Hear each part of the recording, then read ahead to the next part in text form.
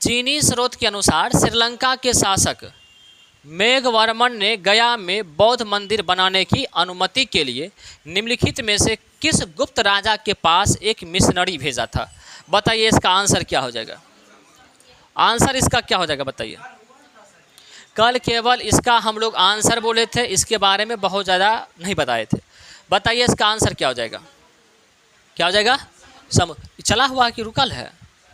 चलिए, हाँ तो आंसर हो जाएगा समुद्रगुप्त। ये रंजन के कारण हो रहा रिकॉर्डिंग, नहीं तो लाइव चलता, रंजन के कारण हो रहा है। चलिए, सारा सेटअप खत्म है, स्टैंड नया लाए हैं तो बताए थे ना कि उसको लगाएंगे, तो आप माइक ला के रख लिया, माइक वो खराब है, देख रहे हैं तो चलिए, चीनी स्रोत के अनुसार श्रीलंका के शासक मेघवर्मन ने बौद्ध मंदिर बनाने के अनुमति के लिए गुप्त राजा समुद्रगुप्त के पास एक मिशनरी भेजा था, मतलब एक समूह भेजा था विद्वानों का कि आप गुप्त राजा समुद्रगुप्त के पास जाइए और उनको कहिए कि हम वहाँ पर बौद्ध मंदिर बनवाना चाहते हैं उनके क्षेत्रों में। और वो राजा कहाँ का था? श्रीलंका का, और राजा का नाम क्या था? मेघवर्मन। समझ वाली बात है कि नहीं? चलिए, ये तो ये हो गया। अब एक बार बीपीएससी और दरोगा दोनों पूछ ले था कि हाँ, बालपुत्र देव के बारे में बीपीएससी पूछ ले था, ठीक है, जावा शासक। तो पूछा था कि बताइए कि गांव जो है सो देवपाल को गांव जो है सो दान में जो है सो कौन शासक मांगा था? तो सुवर्ण भूमि का राजा, सुवर्ण भूमि किसको कहा जाता था? सुवर्ण भूमि किन क्षेत्रों को कहा जाता था?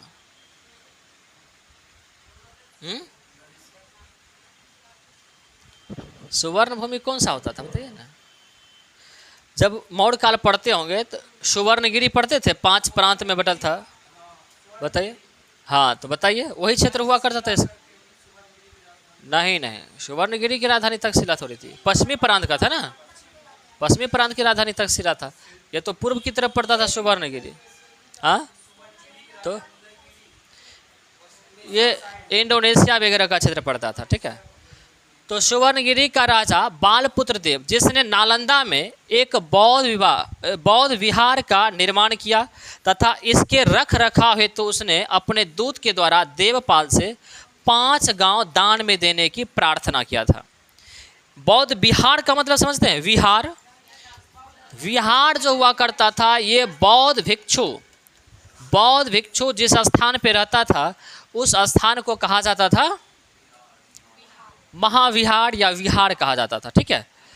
और इसके रख रखाव के लिए जो बालपुत्र देव था वो जो है सो देवपाल से, उस समय यहाँ का राजा जो हुआ करता था नालंदा के क्षेत्रों का, वो हुआ करता था देवपाल। तो उससे आग्रह किया, प्रार्थना किया कि 5 गांव हमें दान में दीजिए, हम बौद्ध विहार बनाने का वहाँ पर क्या करेंगे, काम करेंगे ताकि रख रखाव हो पाए। नालंदा से प्राप्त एक ताम्रपत्र अभिलेख के अनुसार देवपाल जावा एवं सुमात्रा, आपको पता है इंडोनेशिया का क्षेत्र, सुवर्ण भूमि के शासक बालपुत्र देव के द्वारा निर्मित बौद्ध विहार के अनुरक्षण हेतु 5 गांव दान में दे दिए। मतलब ये मांगा और देवपाल क्या कर दिए, 5 गांव दान में दे दिए, ठीक है, याद रखिएगा, पूछा गया सवाल है सारे। चलिए, और बीपीएससी पूछा है। अगला है, अब बात आई है गुप्त वंश का। तो गुप्त वंश से जुड़ा हुआ, क्योंकि गुप्त वंश, मौर्य वंश, चोल वंश, ये सब थोड़ा इंपॉर्टेंट है, तो इससे जो जुड़ा हुआ महत्वपूर्ण सवाल बन सकता है, उस सवाल को थोड़ा सा हम लोग देख लेते हैं, और इससे जुड़ा हुआ क्या क्या इंपॉर्टेंट फैक्ट्स है उसको देखेंगे। गुप्त वंश का संस्थापक जो था वो श्रीगुप्त था, जो 240 ईस्वी में गुप्त वंश की स्थापना किया था, और ये कुषाणों के अवशेष पर स्थापित हुआ था। कुषाण वंश समाप्त होता है, उसी के ध्वंस अवशेषों पर गुप्त वंश की स्थापना होता है, ठीक है। हरिसेन गुप्त समुद्रगुप्त का दरबारी था। अब देखिए, सबसे पहली बात, गुप्त वंश का संस्थापक श्रीगुप्त था। श्रीगुप्त का जो उत्तराधिकारी बनता है वो बनता है घटोत्कच, ये बनता है उत्तराधिकारी। फिर इसके बाद जो प्रथम जो एक तरह से शक्तिशाली राजा बनता है वो बनता है चंद्रगुप्त प्रथम। और चंद्रगुप्त प्रथम को हुई एक तरह से वास्तविक संस्थापक कहा जाता है। गुप्त वंश का वास्तविक संस्थापक जो माना जाता है वो चंद्रगुप्त प्रथम को माना जाता है। समझ में आई बातें कि नहीं आई? चंद्रगुप्त प्रथम जो है लिच्छवी की राजकुमारी,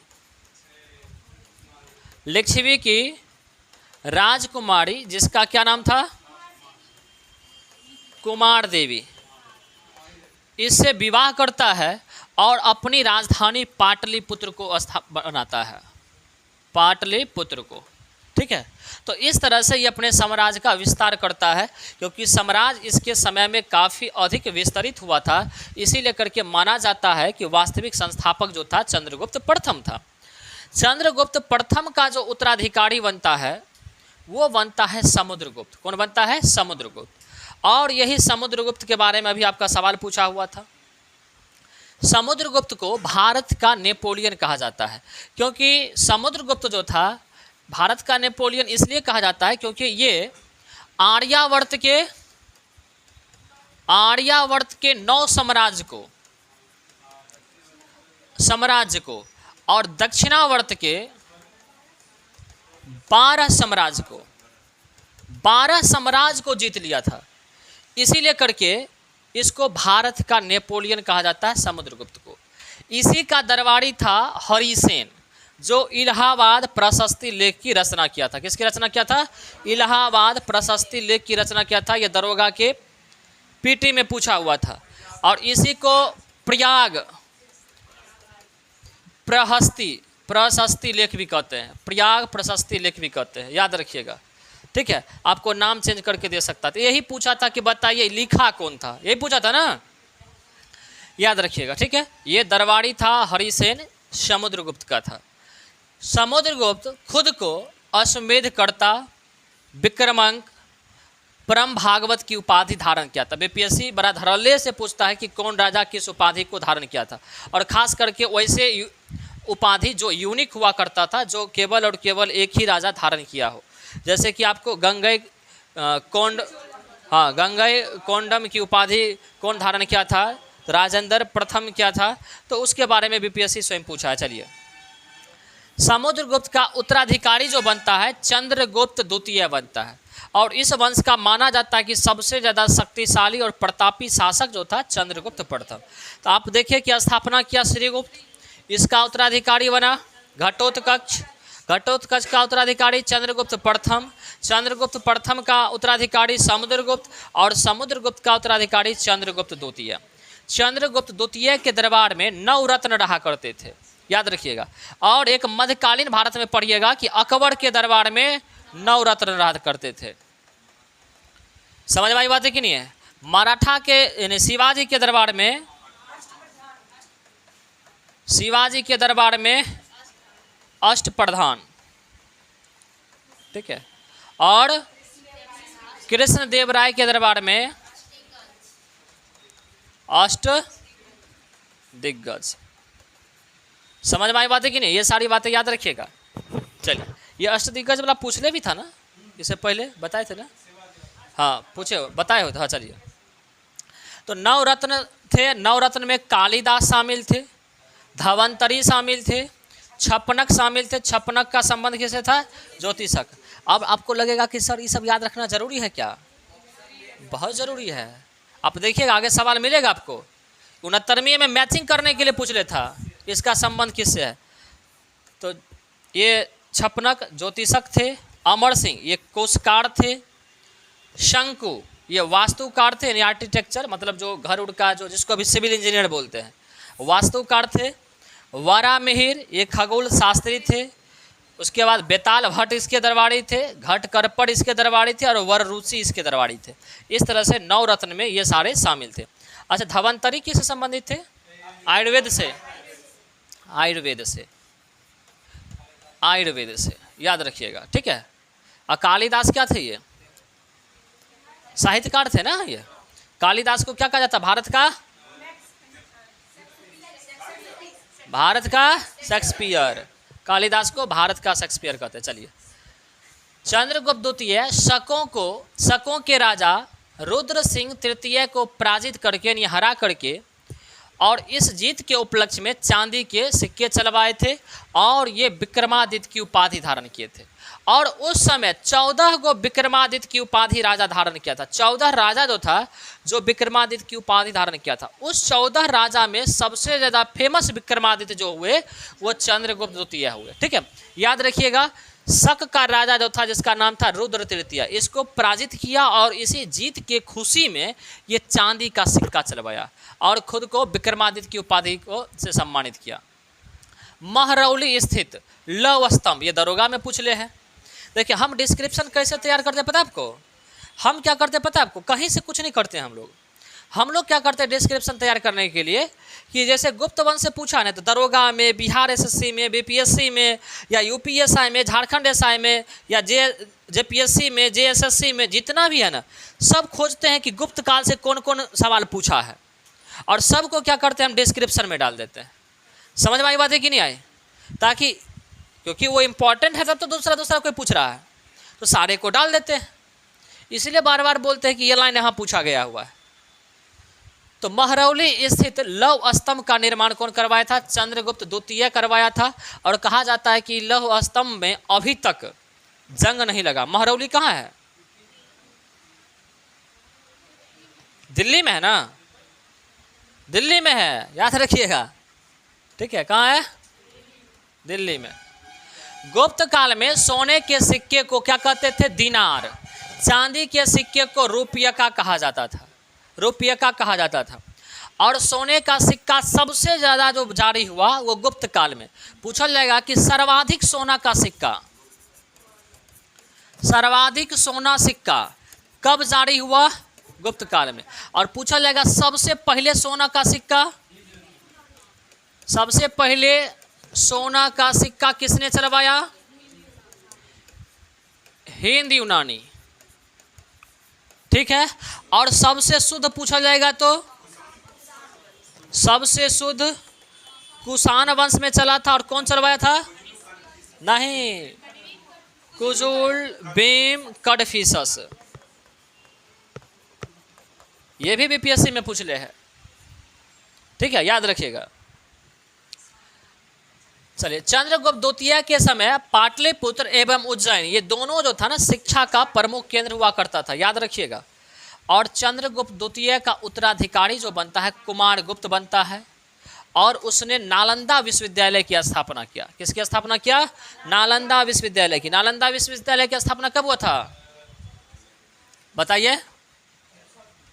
ठीक है, ठीक है कि नहीं है? बताइए। नहीं, आप लोग पहले से क्या पढ़े हैं बताइए? हाँ, सब बात आप लोग को तो पढ़ाई गई है, सब बात। 450 ईस्वी में, ठीक है, नालंदा विश्वविद्यालय की स्थापना करता है। और बाद में जाकर के ऐबक का जो सेनापति होता है बख्तियार खिलजी, कल भी इसके बारे में बोले थे। कितना एक के बात बोले, इतना बार बोलते हैं कि अगर ध्यान दीजिएगा तो बहुत बातें ही याद हो जाएगा, रोज बोलते हैं। गुप्तकालीन, देखिए गुप्तकालीन नक्षत्र शास्त्री ब्रह्मगुप्त ने सर्वप्रथम बताया कि सभी वस्तुएं पृथ्वी पर गिरती हैं। देखिए, सभी वस्तुएं पृथ्वी पर गिरती है, ये भी बीपीएससी पूछा है ना। अब देखिए इसमें ऑप्शन क्या देता है आपको? न्यूटन दे देगा। तो सबको ये लगता है कि सभी वस्तुएं पृथ्वी की ओर गिरती है, ये बातें तो न्यूटन ने अपना गुरुत्वाकर्षण के नियम में बताया है। और ऑप्शन नंबर 1 में ना आपको न्यूटन ही दिखेगा। आप न्यूटन देखिएगा, फटाक से मार दीजिएगा। ब्रह्मगुप्त दिखेगा, नाम बढ़िया नया भारतीय नाम हो जा रहा। भारत के लोग इतना बढ़िया बढ़िया बात थोड़े बोलता था, लेकिन वाकई में सारी बात भारत के लोग ही बोला। सबसे पहले ब्रह्मगुप्त ही बोला कि जितने भी वस्तुएं हैं, सभी वस्तुएं एक दूसरे को आकर्षित करती हैं तथा सभी वस्तुएं को पृथ्वी अपनी ओर आकर्षित करती है, इसीलिए करके सभी वस्तु पृथ्वी पर गिरती है। ये सबसे पहले ब्रह्मगुप्त साहब बता दिए थे। लेकिन घर का मुर्गी दाल बराबर, वैल्यू हम लोग नहीं देते हैं। दूसरा पर ज़्यादा भरोसा होता, अपना पर भरोसा नहीं होता है कि नहीं? आप मान लीजिए कि जो कहीं आप घूमने जाइएगा ना, या मान लीजिए ना घूमने जाइए ना जाइए, कोई पड़ोसी अगर बोल देगा ना आपके मम्मी पापा को कि आपके बेटा को देखे थे वहाँ भौंकते हुए, आप जाइएगा ना, आपसे पूछा नहीं जाएगा कि तुम भौंक रहा था कि नहीं बोला, अरे कहाँ घूमता है तुम, तोरा पढ़ने के लिए रखे थे, माने 100% यकीन उसी पर है, आप पर यकीन नहीं है।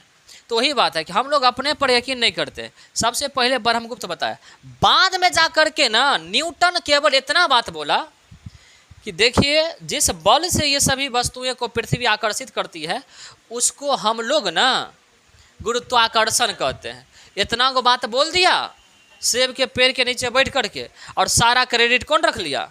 न्यूटन ले लिया। और हम लोग रटते रहते न्यूटन न्यूटन। तो याद रखिएगा ये बात है, ठीक है। इसके अलावा अगर पूछा जाएगा कि बताइए कि सबसे पहले किसने बताया कि सभी वस्तुएं या सभी पदार्थ छोटे छोटे कणों से मिलकर के बना होता है? कणों से बना होता है। कौन बनाया? कणाद मुनि, ठीक है। ये बातें याद रखिएगा।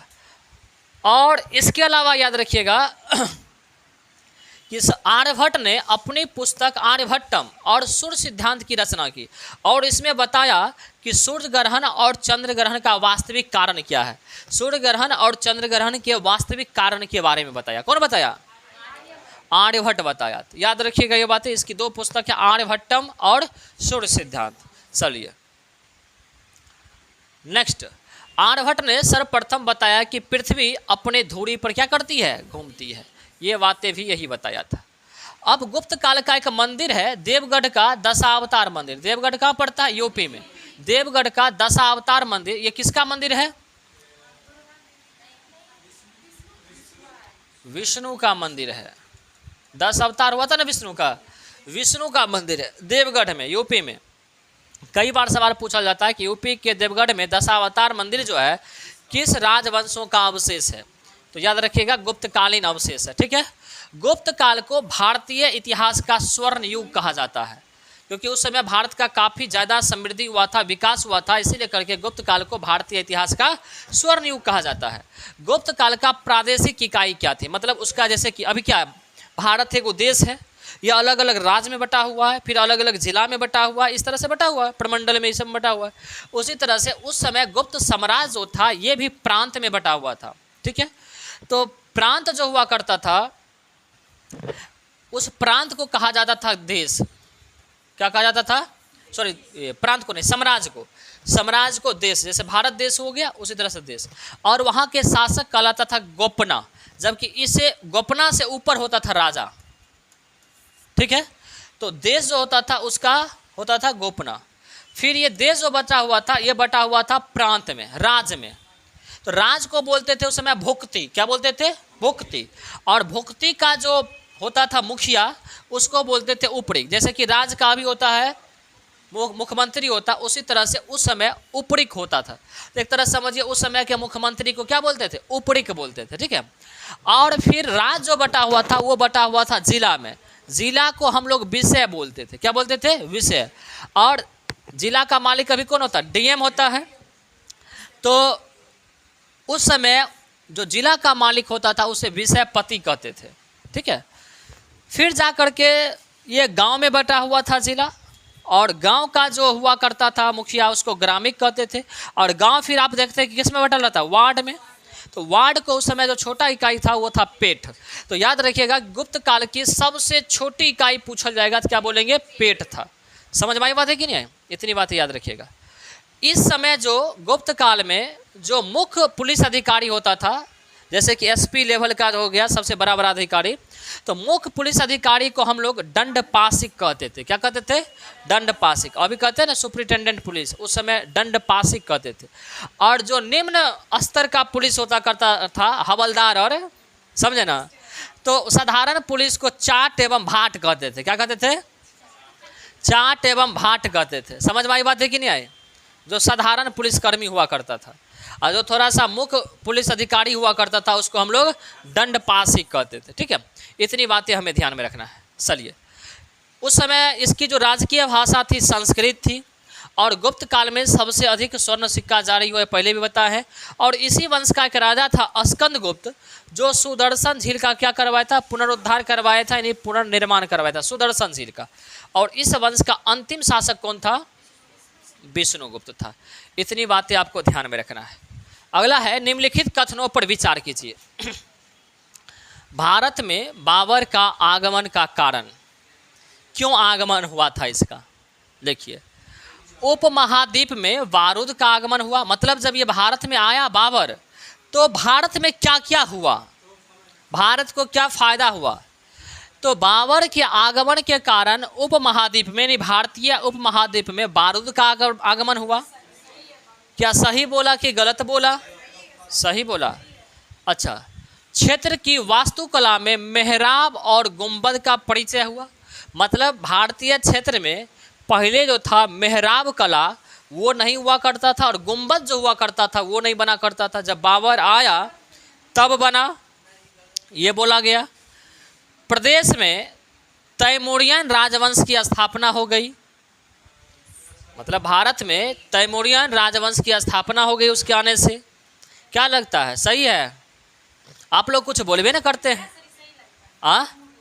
तो आपको क्या लगता है कि बाबर 1526 में गद्दी पर बैठा, 1530 में मर गया, पानी पी, और क्या कहते हैं पढ़ते हैं ना, क्या बोलते हैं वो, खाया पिया और चंदा दे के मर गया, तो वो रटने से होगा? लग रहा होगा वो पढ़ने से। जब तक आपको कभी कभी लाइन लिखाते होंगे तो लगता होगा कि लाइन में कहाँ ये सब बात पूछने लायक है, ऑब्जेक्टिव आप निकालते हैं। लेकिन आप देखिए सवाल कैसे फैक्चुअल पूछता है। वन लाइनर का जमाना रहा तब। अब देखिए कहता है कि इसके आगमन से युद्ध में तोपों की शुरुआत हुई। तो आप क्या कहना चाहते हैं बताइए? कि एक सही है, 1 3 4 सही है, ये बात लिखल है इसमें? आपके हिसाब से ऑप्शन कोई नहीं होना चाहिए था, यही ना? बताइए। 3 और 4, यानी ए नंबर आप कहना चाह रहे हैं कि सर 3 और 4 सही होगा, बाकी 2 को गड़बड़ हो जाएगा।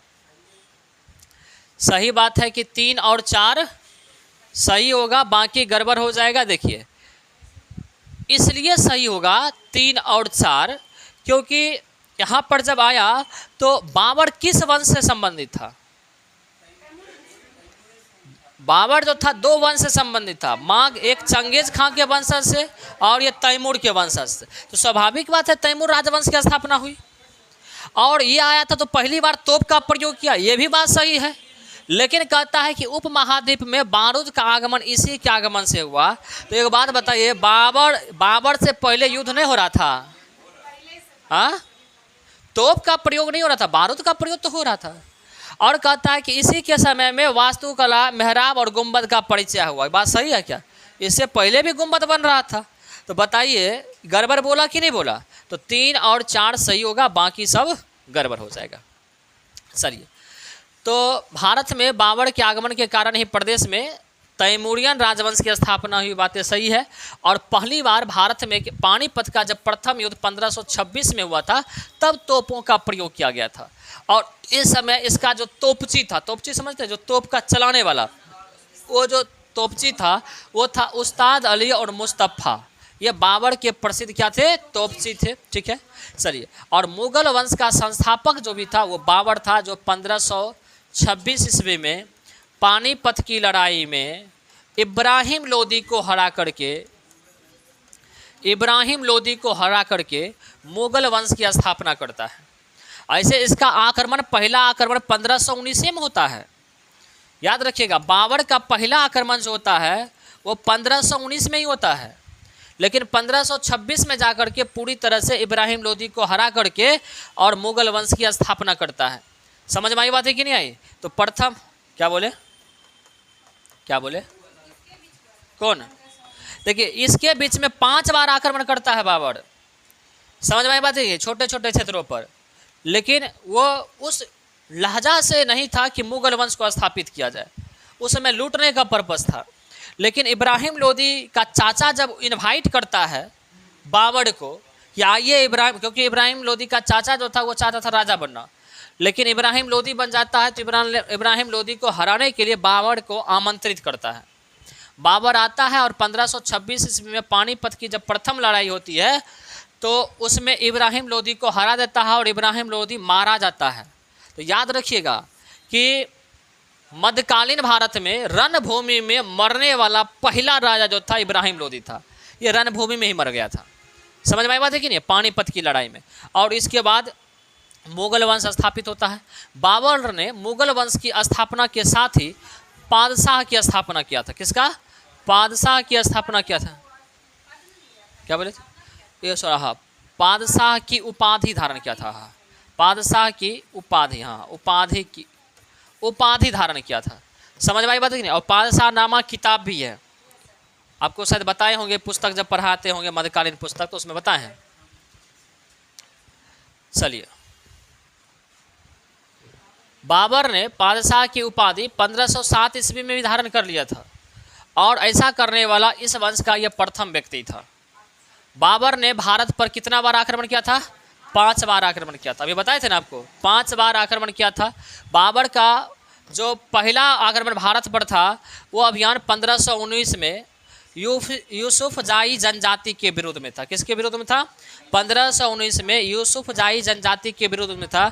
और इस अभियान में पानीपत के प्रथम युद्ध में बाबर ने तुगलकनामा युद्ध नीति एवं तोपखाने का प्रयोग किया था। पानीपत की प्रथम लड़ाई में तुगलकनामा और जो तोपखाने का प्रयोग हुआ था वो पानीपत की लड़ाई में हुआ था। बाबर की मृत्यु बाद में जाकर के 26 दिसंबर 1530 ईस्वी में आगरा में हो जाती है। और आगरा में होने के बाद सबसे पहले बाबर के शव को आगरा का आराम बाग था, अब इसका नाम बदल दिया गया है। अब इसका नाम कर दिया गया है राम बाग। ठीक है, नरेंद्र मोदी की सरकार आराम बाग को क्या कर दिया? तो बाबर आराम बाग में आराम करने चला गया, लेकिन बाद में जाकर के क्योंकि बाबर का इच्छा था कि हमें काबुल में दफनाया जाए, इसीलिए करके बाद में काबुल का जो चुना हुआ स्थान था जिसके बारे में बाबर बोला था, वहाँ जाकर के बाबर को वहाँ से फिर दफना दिया गया। समझ में आई बात है कि नहीं। इसको उखाड़ के दफनाना कोई बड़ा चीज़ नहीं है। हम लोगों ने होता है कि जाता है नदी किनारे में जला देता है, एक बार जल गया तो फिर समस्या है, दूसरा कुछ नहीं, बहुत होगा तो राख उसका रखिएगा, जो नदी में मन है फेंकते रहिए। इसमें होता है कि एक बॉक्स में बंद कर दिया जाता है और ये बॉक्से को अंदर डाल करके फिर मिट्टी उट्टी डाल देता है, यही होता है ना। तो इसको जब चाहेगा तो फिर इसको अब क्या कहता है इसको नहीं जानते हम लोग। ये तो नॉर्मल ने जो होता है उसके लिए ना, बुझबे न करते हैं आप तो नहीं इसमें भी। चलिए आगे बढ़े। अब देखिएगा कि बाबर के द्वारा 4 युद्ध भारत में जो महत्वपूर्ण था वो लड़ा गया था, उसके बारे में थोड़ा देख लेते हैं। पानीपत का प्रथम युद्ध 21 अप्रैल 1526 में होता है, इब्राहिम लोदी और बाबर के बीच में होता है। ठीक है, इसमें इब्राहिम लोदी हार जाता है, बाबर जीत जाता है। ठीक है, खानवा का युद्ध 17 मार्च 1527 में होता है, राणा सांगा और बाबर के बीच में, इसमें भी बाबर जीत जाता है। संदेरी का युद्ध 29 जनवरी 1528 को होता है, मेदिनी राय और बाबर के बीच में होता है, बाबर जीत जाता है। घाघरा का युद्ध 6 मई 1529 में होता है, ये महमूद लोदी के नेतृत्व में अफगानों एवं बाबर के बीच होता है, मतलब महमूद लोदी और बाबर के बीच में होता है, इसमें भी बाबर जीत जाता है। और 1530 में बाबर 26 दिसंबर को ना मर गया, मृत्यु हो जाता है। आप देखिए 1526 में मुगल वंश स्थापित करता है, 26, 27, 28, 29, 30। तो हम लोग याद रखेंगे, पानी पियो, खाना खाओ, चंदा दो, घर जाके मर जाओ। क्या याद रखेंगे? पानी पियो, खाना खाओ, चंदा दे के घर जाओ और मर जाओ। समझ में आई बात है कि नहीं आए? चलिए, समझ में आई बात है कि नहीं आए? याद रखिएगा, ठीक है क्या, क्योंकि कर्म से है। चलिए, निम्नलिखित में से किस बंदरगाह को मुगल काल के दौरान बाबुल मक्का कहा जाता था? बाबुल मक्का कहा जाता था, बताइए।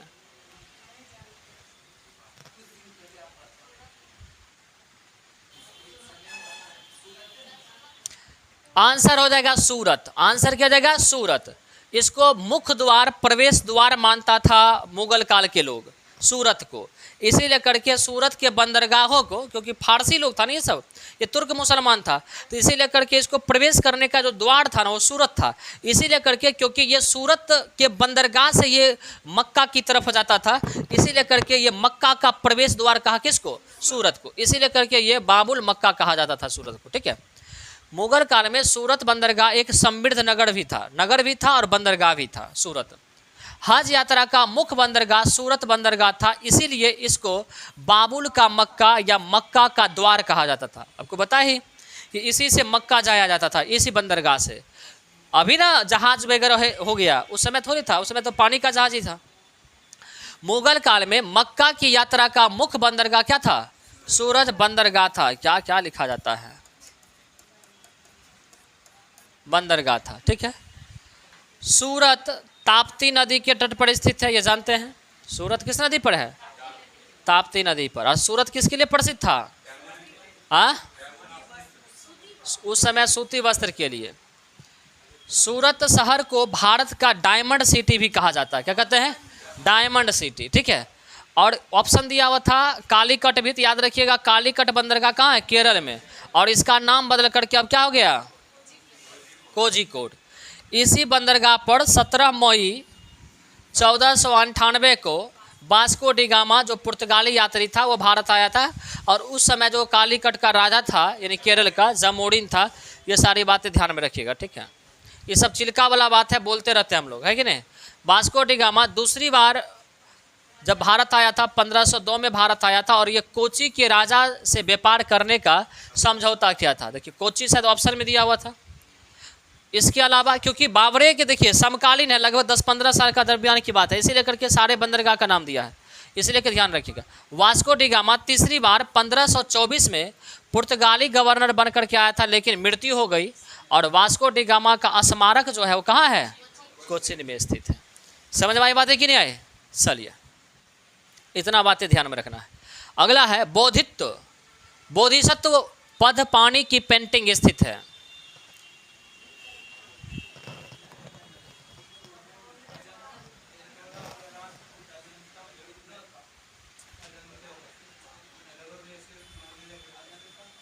बताइए।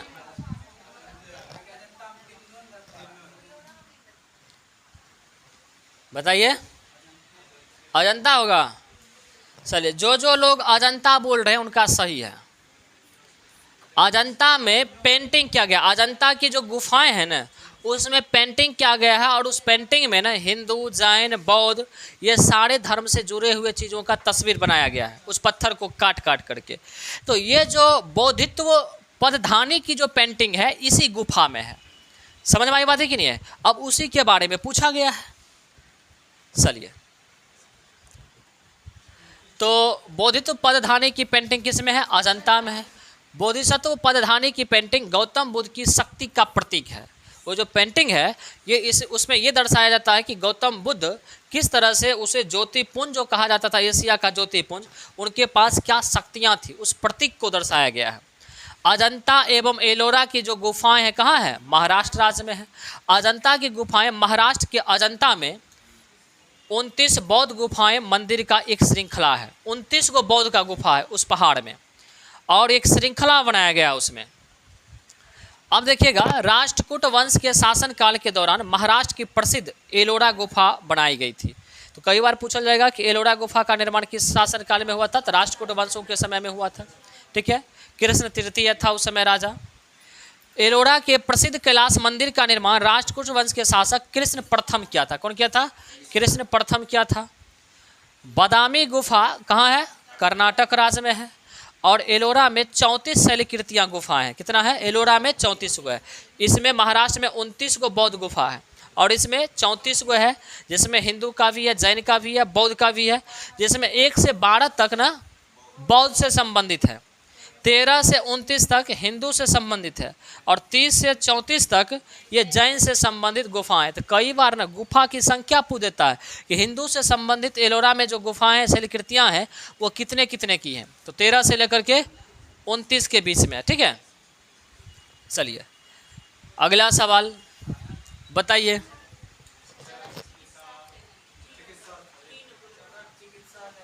आ गया ना, यही बात ना हम बोले थे।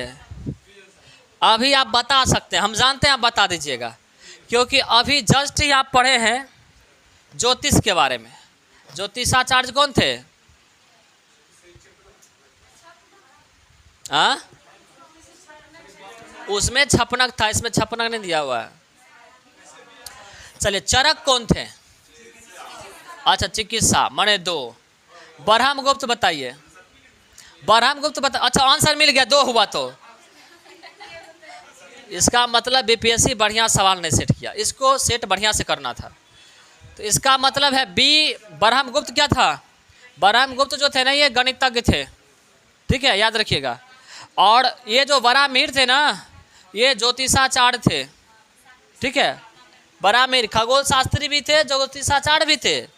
और विशाखदत्त जो थे, मुद्रा राक्षस नाटक लिखे थे ना, ये नाटककार थे। तो क्या जाएगा? 2 1 4 3, याद रखिएगा, 2 1 4 3। इनका पुस्तक जो था मुद्रा राक्षस था, याद रखिएगा, ठीक है। ब्रह्मगुप्त किस राजवंश के समकालीन थे? समकालीन बताइए, गुप्त वंश के समकालीन थे। चरक बताइए, चरक संहिता पुस्तक लिखा, जैसे आयुर्वेद का जो है सो जनक माना जाता है, चरक को माना जाता है ना, याद रखिएगा, ठीक है। चलिए, बहुत बढ़िया। और वराहमिहिर किसके शासन का? गुप्तकालीन। चलिए, ठीक है। चलिए, आयुर्वेद ग्रंथ चरक संहिता के रचनाकार कौन थे? चरक द्वारा लिखा गया था। महान गणितज्ञ ब्रह्मगुप्त का जन्म कहाँ हुआ था? राजस्थान के जालौर जिले के मिनमाल में हुआ था, ठीक है, याद रखिएगा। वराहमिहिर जो थे, ये चंद्रगुप्त द्वितीय के दरबार के 9 रत्न में से एक शामिल थे। वराहमिहिर गुप्त काल के दौरान वराहमिहिर ने प्रसिद्ध पुस्तक बृहद संहिता लिखी थी, जो ज्योतिष और खगोल विज्ञान और ग्रहों की गति से संबंधित थी होगा। थोड़ा सा मिस्टेक होगा तो पीडीएफ में ही अपना ठीक कर लीजिएगा, समझिएगा। विशाखदत्त संस्कृत के कवि और गुप्त वंश के शासन काल में क्या चाहिए? नाटककार थे। कौन? विशाखदत्त। मुद्रा राक्षस इन्हीं का पुस्तक है, याद रखिएगा, मुद्रा राक्षस। मुद्रा राक्षस एवं देवी चंद्रगुप्तम संस्कृत का ऐतिहासिक नाटक है, जिसके रचयिता कौन है? विशाखदत्त है। मुद्रा राक्षस और देवी चंद्रगुप्तम, ये संस्कृत में लिखा गया, ठीक है, नाटक। चलिए, नाथपंथियों, सिद्धों और योगियों ने भक्ति धर्म को किस क्षेत्र में लोकप्रिय बनाया? नाथपंथियों, नाथ संप्रदाय का नाम सुने हैं? बताइए। और सिद्धों और योगियों ने भक्ति धर्म को किस क्षेत्र में लोकप्रिय बनाया था? पश्चिम भारत में, उत्तर भारत में, दक्षिण भारत में, पूर्व भारत में? बताइए, क्या होगा?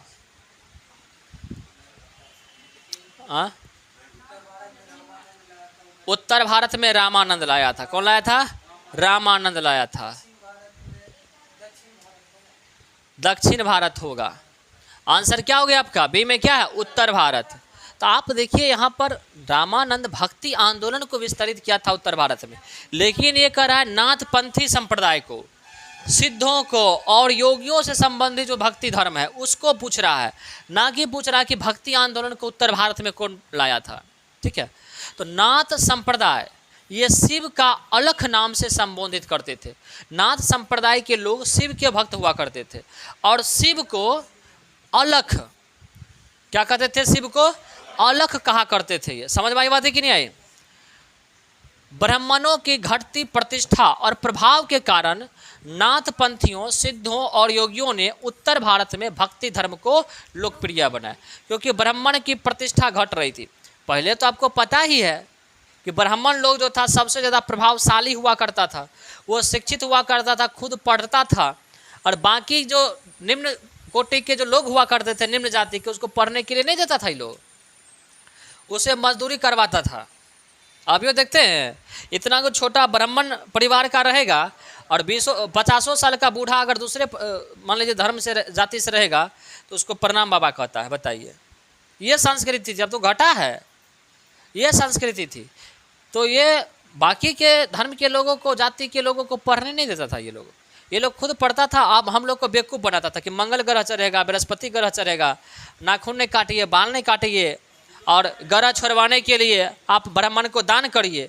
तो कमाता था मजदूर लोग, निम्न जाति के लोग भर भर दिन काम करते रहता था, और ग्रह का डर दिखा करके, भगवान का डर दिखा दिखा करके हम लोग सो बैठले बैठले खाता था।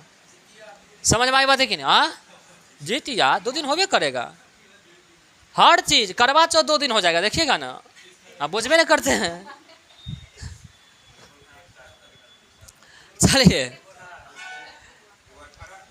हाँ, भगवान शिव के उपासक नाथों के द्वारा जो साहित्य रचना किया गया वह साहित्यनाथ साहित्य कहलाता था। कहने का मतलब भगवान शिव के जो उपासक थे ना, वो ये नाथ कहलाते थे, ठीक है। और इसको शुरुआत जो किया था नाथ ही किया था, नाथ नाम का एक व्यक्ति था, उसकी शुरुआत किया था। और इसके द्वारा जो लिखा गया साहित्य है उस धर्म से संबंधित, उसको नाथ साहित्य कहा गया। क्या कहा गया? नाथ साहित्य कहा गया। राहुल संकीर्तन ने नाथ पंथ को सिद्धों की परंपरा का ही विकसित रूप माना जाता है। राहुल संकीर्तन ने नाथ पंथ, नहीं वो नहीं, हजारी प्रसाद द्विवेदी ने नाथ पंथ को सिद्ध मार्ग, योग मार्ग और अवधूत संप्रदाय के नाम से पुकारा है। ये हजारी प्रसाद द्विवेदी जो हिंदी की किताब में पढ़ते होंगे वो इसके बारे में लिखे हैं, ठीक है। सर इतना बातें ध्यान में रखिएगा। देखिए हम क्या बताए, कल भी आपको बताए थे कि 10, 5 सवाल, 15 सवाल ऐसा होगा ना जिसको आप दूर दूर से नहीं पढ़े होंगे। और जो स्टैटिक्स, इसका माँ बाप कहीं नहीं, कभी दोबारा इस टॉपिक से नहीं पूछेगा वो, ये बात फिक्स है, देखिएगा आप। लेकिन फिर भी सिद्धों के महासुखवाद के विरोध में नाथ पंथ का उदय हुआ। मतलब जो सिद्ध हुआ करते थे, जो ऋषि मुनि हुआ करते थे, वो जो सुखवाद समझते हैं। क्योंकि देखिए ऋषि मुनि का काम होता है तपस्या करना और कष्टदायक जीवन जीना, लेकिन धीरे धीरे ऋषि मुनि का स्थिति ऐसा हो गया कि वो सुखी जीवन जीना शुरू कर दिया, एकदम विलासिता का जीवन जीना शुरू कर दिया। तो उसी के विरोध में नाथ पंथ का क्या हुआ था? उदय हुआ था। देखिए आपको बताते हैं कि हर समय के अनुसार परिस्थितियां बदलती है, धार्मिक चश्मा बदलता है, और उस चश्मे के नज़रिए से जब हम देखते हैं तो धीरे धीरे अलग अलग पंथ का निर्माण होता है, और वही पंथ बाद में जाकर के एक ही धर्म से जुड़ा होता है, कई पंथ में बढ़ जाता है। आप देखते हैं शिव का जो उपासक था पहले कपालिक हुआ करता था, उसी में और बट गया, कालामुख होने लगा, पाशुपत होने लगा, बहुत सारे संप्रदाय में बट गया। अभी भी देखिए शिव का उपासक बटा हुआ, कोई जागो महादेव का भक्त है तो कोई ऐसे भक्त है कि नहीं? तो उसी तरह से बढ़ते रहता है। 18वीं सदी में 84 सिद्धियों के साथ बौद्ध धर्म के ब्रजयान संप्रदाय का प्रचलन हुआ। नाथ पंथियों में सर्वाधिक महत्वपूर्ण कौन था? गोरखनाथ। गोरखनाथ जिस मंदिर का पुजारी था योगी आदित्यनाथ, हाँ यूपी में, ठीक है। हाँ, गोरखनाथ की रचना गाते हुए घूमते हैं, भिक्षाटन कर जीवन यापन करते हैं, इसका गीत था, ठीक है। ये जो रचना गोरखनाथ की जो रचना था ना गीत का, गाते हुए घूमते हैं और भिक्षाटन कर जीवन यापन करते हैं, इसका गीत हुआ करता था जो नाथ संप्रदाय के लोग थे, ठीक है। और इसको लिखा था गोरखनाथ। कौन लिखा था? गोरखनाथ। चलिए छोड़िए वो सब बात। वुड के 1854 के प्रेषण के संबंध में निम्नलिखित कथनों पर विचार करिए। देखिए हम लोग तो ये मान लेते हैं वुड डिस्पैच 1854 में डलहौजी के समय में आया बस, और शिक्षा से संबंधित था। इतना अगर बात है तो बहुत सारी बातें हम तो निकाल ही दिए हैं। कहता है कि इसने उच्च अध्ययन के लिए शिक्षा के माध्यम के रूप में अंग्रेजी की सिफारिश की। कि वुड डिस्पैच जब आया था, शिक्षा से संबंधित ये समितियां थी, और ये जब आया था शायद उस दिन लिखाए होंगे समिति के बारे में, लिखा था शिक्षा से संबंधित। तो ये जो है ना शिक्षा से संबंधित था, और ये सिफारिश किया कि अंग्रेजी माध्यम में शिक्षा दिया जाए, ठीक है। और इसने महिला शिक्षा और व्यावसायिक प्रशिक्षण पर जोर दिया कि महिला को भी शिक्षित किया जाए और व्यावसायिक शिक्षा दिया जाए। बताइए क्या लगता है कि केवल एक, केवल दो? आप एक कहना चाहते हैं सर केवल एक होगा, यही ना? केवल एक। सर ये ठीक है, देख लेते हैं हम लोग। क्योंकि हम लोग आधा अधूरा बात याद रखते हैं, बाकी के पॉइंट्स पढ़ते नहीं हैं, जिसके कारण हमको लगता है कि केवल यही पढ़े हैं तो केवल यही होगा, लेकिन अपने पर के बारे में कभी सोचते नहीं कि छोड़ के पढ़े हैं। तो बोर्ड ऑफ कंट्रोल के अध्यक्ष चार्ल्स वुड की अध्यक्षता में 1854 में लॉर्ड डलहौजी के समय में भारत की भावी शिक्षा के लिए, मतलब जो आगे जो शिक्षा चलेगा उसके शिक्षा के लिए एक विस्तृत योजना बनाई गई थी कि आगे की, जैसे कि 2020 में नई शिक्षा नीति लाया ना कि अब कैसे आगे पढ़ाई होगा, तो समय समय पर बदलाव होता है। 1854 में अंग्रेज भी बदलाव किया, और ये जो बदलाव हुआ था जो चार्ल्स वुड डिस्पैच था उस समिति के सिफारिश पर हुआ था 1854 में। इसे सामान्यतः वुड डिस्पैच के नाम से भी जाना जाता है। इसका उद्देश्य क्या था? भारतीय शिक्षा का, अच्छा इस वुड डिस्पैच को ना भारतीय शिक्षा का मैग्ना कार्टा कहा जाता था, ठीक है, याद रखिएगा। यह वुड डिस्पैच भारत में शिक्षा के विकास से संबंधित पहला विस्तृत प्रस्ताव था। इतना बड़ा प्रस्ताव पहली बार आया था भारत में शिक्षा को लेकर के, ठीक है। चार्ल्स वुड डिस्पैच 1854 में इसमें सुझाव दिया गया इस योजना में कि गांव में देसी भाषाएं में प्राथमिक शिक्षा के लिए पाठशालाएं स्थापित किया जाए। पहला पॉइंट याद रखिएगा, ये पॉइंट भी हम लोग नहीं पढ़े हैं, याद रखिएगा कि इसमें क्या क्या सुझाव दिया गया। पहला सुझाव दिया गया कि देखिए गांव में जितना भी देसी स्कूल होगा ना, तो उस स्कूल में आप क्या करिए, देसी भाषा का प्रयोग करिए प्राथमिक स्तर तक, और प्राथमिक पाठशालाएं स्थापित किया जाए, और अपने भाषा में जो देसी भाषा है जहाँ का लैंग्वेज जो है उस लैंग्वेज में, ताकि बच्चा का रुझान धीरे धीरे भाषा की, क्या कहते हैं, शिक्षा की तरफ बढ़े। और नहीं तो अगर भाषा की समस्या सबसे बड़ी समस्या होती है, आप बाकी चीज़ समझ लेंगे, भाषा नहीं समझेंगे, आपको पढ़ने का मन नहीं करेगा, ठीक है। तो याद रखिएगा कि भाषा प्राथमिक स्तर पर देसी होना चाहिए, पहला सुझाव था। दूसरा सुझाव था डिस्पैच योजना में कि जिला स्तर पर आंग्ल देसी भाषाई हाई स्कूल खोला जाए। मतलब हाई स्कूल जो होना चाहिए ना, हाई स्कूल जो होना चाहिए वहाँ पर देसी भी होना चाहिए और अंग्रेजी भी होना चाहिए। मतलब अब देखिए यहाँ पर शुद्ध देसी था, मतलब धीरे धीरे हम उसको कहाँ ला रहे हैं, अंग्रेजी पे, क्योंकि इसका मानना ये था वो डिस्पैच का कि अच्छी शिक्षाएं और अच्छी पुस्तक ये सारे अंग्रेजी मीडियम में है, इंग्लिश मीडियम में है, और अंग्रेजी जो था अंतर्राष्ट्रीय भाषा एक तरह से बन चुका था। इसीलिए करके आप ज़्यादा से ज़्यादा कॉम्बिनेशन अंग्रेजी भाषा में कर सकते हैं, अधिक नॉलेज, बेहतर नॉलेज आप अंग्रेजी भाषा में ले सकते हैं, अच्छी पुस्तकें आपको अंग्रेजी भाषा में मिलेगी, आप तभी पढ़ सकते हैं अच्छी पुस्तक जब आपको अंग्रेजी भाषा आएंगी। इसीलिए करके पहले दिया देसी भाषा की आदत लगाइए पहले बच्चों को पढ़ने का, फिर जाकर के बोला कि नहीं अंग्रेजी और हिंदी दोनों हाई स्कूल में रखिए, और जो उच्च शिक्षा होगा वो अंग्रेजी माध्यम में होना चाहिए। पहले देसी, फिर आंग्ल और देसी, और उसके बाद जो हायर एजुकेशन होना चाहिए वो होना चाहिए किसमें, अंग्रेजी में होना चाहिए। और क्या सुझाव था कि लंदन में स्थित विश्वविद्यालय के तर्ज पर ही तीन प्रेसिडेंसी जो था अलग अलग शहर, बॉम्बे, कोलकाता और मद्रास में विश्वविद्यालय स्थापित किया जाए। जैसे लंदन में विश्वविद्यालय है वैसे विश्वविद्यालय का होना चाहिए। हम तो कहते हैं कि अभी का जो नेतवा सब है उस नेतवा से बहुत बढ़िया तो अंग्रेज था, कम से कम लंदन जैसे यूनिवर्सिटी की बात कर रहा है कि भारत में स्थापित किया जाए। और अभी के नेतवा क्या कहता है कि मंदिर बना दो, मस्जिद बना दो। शिक्षा का कहीं कोई चर्चा होता है? कहीं देखिए कि यूनिवर्सिटी बहुत बढ़िया यूनिवर्सिटी नया बन चुका है, हाँ कहीं नहीं। इससे बढ़िया ना अंग्रेज था कि कम से कम यूनिवर्सिटी की बात करता था कि लंदन जैसे ना हाईटेक यूनिवर्सिटी भारत में तीनों प्रेसिडेंसी में होना चाहिए, हाँ। और अभी के नेतवा सब कहता है कि हर शहर में कगो सुंदर सुंदर मंदिर होना चाहिए, ताकि लोग वहाँ पर चढ़ावा चढ़ाए और वहाँ का जो जितना पैसा होगा ना वो सब हसोत करके रख लें। समझ भाई बात है कि नहीं आई? ये स्थिति है। अब देखिएगा कि इस योजना में उच्च शिक्षा का माध्यम जो है अंग्रेजी को तथा स्कूल स्तर की शिक्षा का माध्यम देसी भाषाओं को बनाने का सुझाव दिया कि प्राथमिक स्तर पर होगा देसी में, हाई स्कूल में होगा देसी और अंग्रेजी में, और उच्च स्तर की जो शिक्षा होगी वो अंग्रेजी में होगी। चार्ल्स वुड डिस्पैच योजना में स्त्री शिक्षा, व्यावसायिक शिक्षा की आवश्यकता पर भी बल दिया गया, ठीक है, याद रखिएगा, यही था ना लाइन उसमें। चलिए, चार्ल्स वुड डिस्पैच योजना में इस बात पर बल दिया गया कि सरकारी शिक्षण संस्थाओं में दी जाने वाली शिक्षा जो होना चाहिए धर्मनिरपेक्ष होनी चाहिए।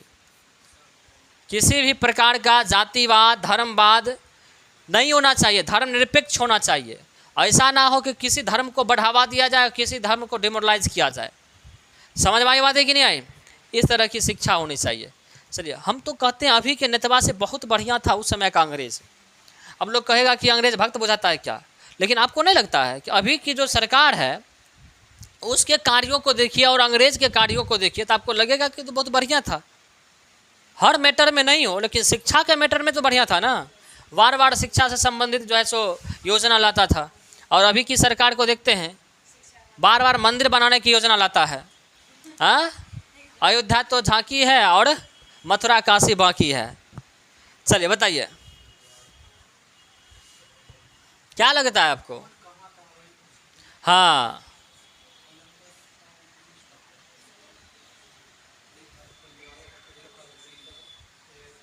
बताइए।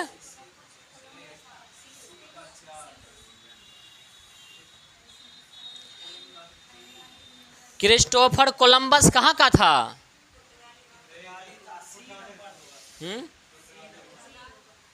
सी हो जाएगा पक्का?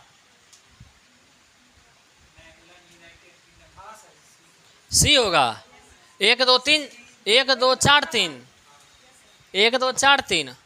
चलिए ठीक है।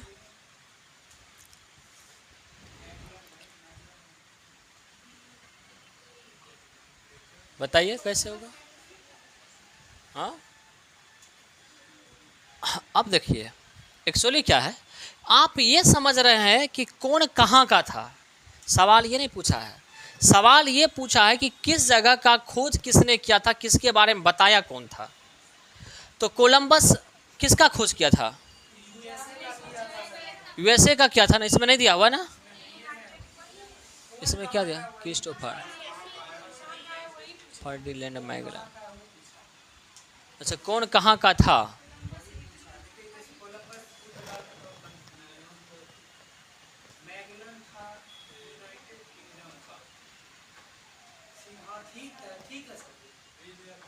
एक दो तीन, 1 का 3 4, 1 मिनट, 4 का ये बी का 4, फ्रांस का जैक्स कार्टियर, ठीक है। और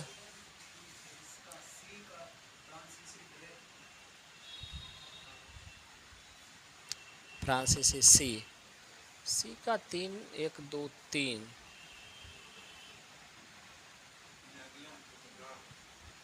हमको कुछ गड़बड़ बुझा रहा है इसमें, समझे? हमको कुछ इसमें गड़बड़ बुझा रहा है। इस सवाल को फिर से हम देख करके करेंगे, ठीक है। इस सवाल को फिर से देख के हम करेंगे। कुछ इसमें हमको ट्रबल बुझा रहा है कि चाहे ऑप्शन में मिस्टेक हुआ हो या उसमें हुआ हो, ठीक है। चलिए अब देखिएगा, सूची 1 से सूची 2 को सही सुमेलित कीजिए। बताइए, बताइए आंसर क्या होगा? भारतीय कम्युनिस्ट पार्टी मार्क्सवादी, सीपीआईएम की बात कर रहा है। भारतीय communist party CPI, Bahujan Samaj party और all India Trinamool Congress. Answer क्या हो जाएगा? स्थापना की बात कर रहा है। कौन हो जाएगा?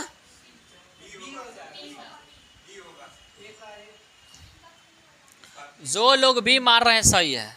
और बी क्यों मारे हमको पता है। कम्युनिस्ट पार्टी एक को याद है, सबको एक को कम्युनिस्ट पार्टी याद है कि नहीं? और एक को 3 नंबर में ही है। तनिक थोड़ा सा होशियार होता आयोग वाला तो एक जगह और 3 कर देता, एक जगह 1 कर देता। और मायावती वाला जानते थे? अच्छा, कब? 84 में, काशीराम। चलिए ठीक है। मायावती के भक्त हैं क्या? चलिए, भारतीय कम्युनिस्ट पार्टी मार्क्सवादी का जो स्थापना हुआ था वो कब हुआ था? 1964 में, ठीक है। भारतीय कम्युनिस्ट, अच्छा इसका सिंबल क्या होता है? भारतीय कम्युनिस्ट पार्टी मार्क्सवादी हसुआ और हथौड़ा। और कम्युनिस्ट पार्टी का होता है हसुआ और बाली का, ठीक है। यह स्थापित हुआ था 25 में। बहुजन समाज पार्टी 1984 में काशीराम। काशीराम इसको स्थापित किया था। ऑल इंडिया तृणमूल कांग्रेस ये जो बना था 98 में ममता दीदी बनाई थी, ममता बनर्जी। इसका चुनाव चिन्ह है जोरा फूल। कौन सी का फूल है? जोरा फूल कौन सी का है? जोरा फूल है ना उसका। तो जोरा फूल कौन सी का है बताइए? जस्मीन का है। हाँ चलिए ठीक है। अब पार्टी की बात आई, देखिए कांग्रेस पार्टी की स्थापना 28 दिसंबर 1885। बीजेपी की स्थापना, बीजेपी से पहले जनता दल था ना, जनता पार्टी, इसका कब हुआ था स्थापना? हाँ 77 में। बीजेपी भारतीय जनता पार्टी की स्थापना 1980 में हुआ था।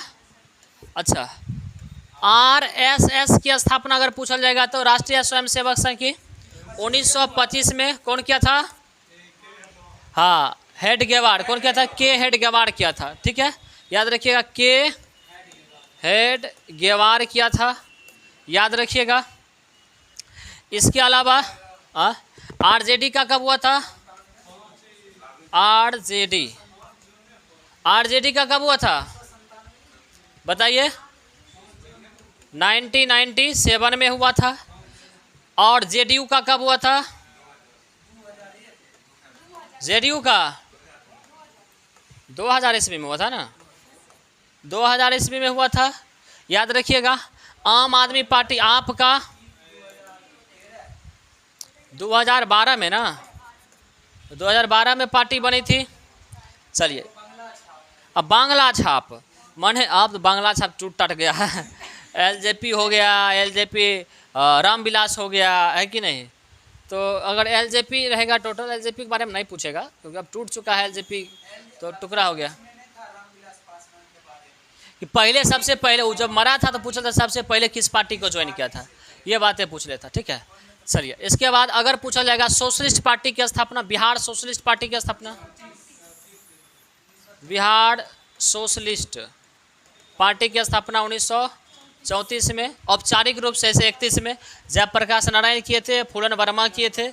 ये सारी बातें याद रखिएगा मोटा मोटी। ठीक है साहब, चलिए ये सारे हो गए आपका जो पार्टी से संबंधित बातें था वो हो गया। बाकी पार्टी बढ़ते रहती है। कल पूछ देगा जन स्वराज पार्टी कब बना, तो 2 अक्टूबर को 2024 को। पार्टी के बारे में लिखा हुआ है, इसकी स्थापना, चुनाव चिन्ह, ये सारी बातें तो उसमें पढ़ाए हुए हैं, यहाँ नहीं पढ़ाए, यहाँ इतना थोड़ी पढ़ा पाएंगे। चलिए साहब, तो इस तरह से आपका सवाल कितना हो गया? 32 हो गया। वही बातें लिखा हुआ है कि कम्युनिस्ट पार्टी की स्थापना एमएन राय किए थे। बहुजन पार्टी भारत का एक राष्ट्रीय राजनीतिक दल है, इसका गठन 1984 में काशीराम किए थे। ऑल इंडिया तृणमूल कांग्रेस की स्थापना 1 जनवरी 1998 में बंगाल में हुआ था। पश्चिम बंगाल में कौन की थी? ममता दी की थी। तो इस तरह से आपका सवाल जो हो गया टोटल हिस्ट्री का वो कंप्लीट हो गया।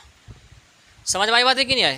तो 32 सवाल हिस्ट्री में था, आपको एनालिसिस करके बताए थे। 32 का 32 सवाल आपको करवा दिए।